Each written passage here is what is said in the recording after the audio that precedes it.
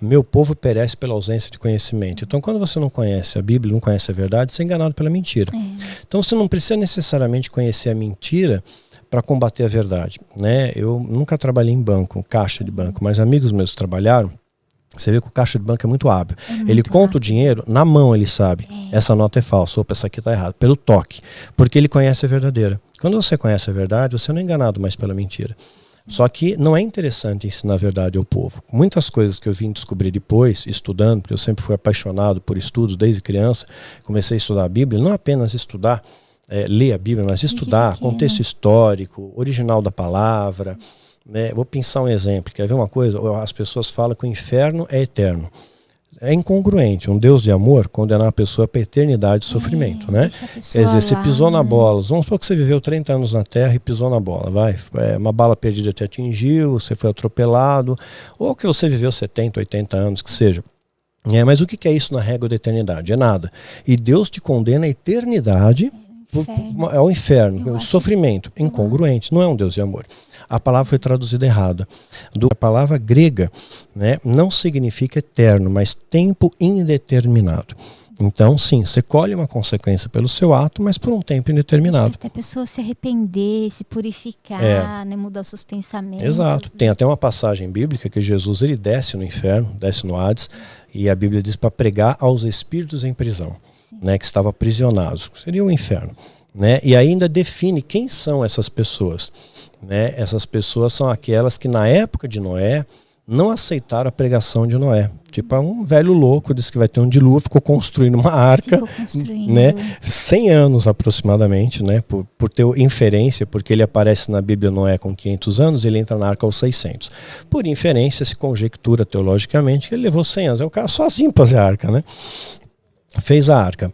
Mas uma coisa interessante, quando a gente fala da arca, quando ele põe os bichos dentro da arca e fecha a porta, né, e aí vem o dilúvio e tudo mais, chove 40 dias, 40 noites, está escrito na Bíblia, poucas pessoas reparam isso, Deus fechou a porta. Não foi Noé que fechou, foi Deus que fechou. Deus que levantou, porque Deus que fechou. Então, Deus te protegeu. Então, assim, se Deus ele te protege, não adianta você construir uma arca, entre aspas, uma igreja, se Deus não estiver na igreja, se Deus não estiver presente.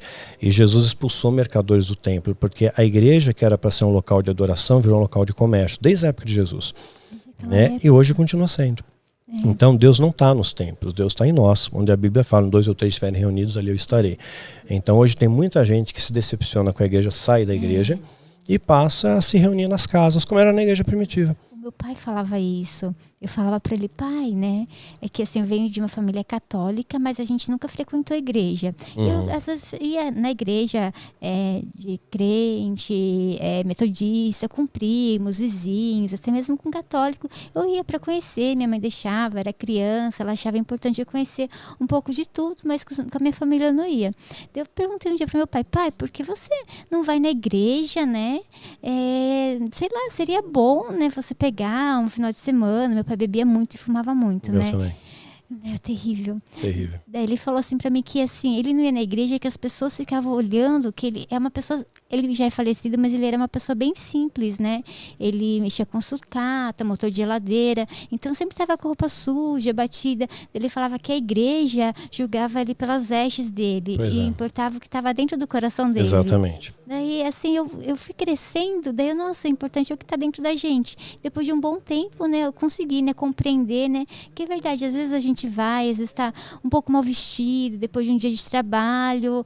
Em alguns lugares a gente pode ser julgado, sabe? Sim. Eu não sei como está hoje em dia. Continua Continua do mesmo jeito. Mesma coisa. Você é julgado pela aparência. E a Bíblia diz justamente o oposto, né? Pegar um personagem bíblico tipo João Batista, né? Que é uma referência bíblica. Ele era filho de sacerdote, Zacarias, mas ele pregava no deserto. Batizava as pessoas no deserto para ir ver. Quer dizer, era bizarro até a alimentação dele.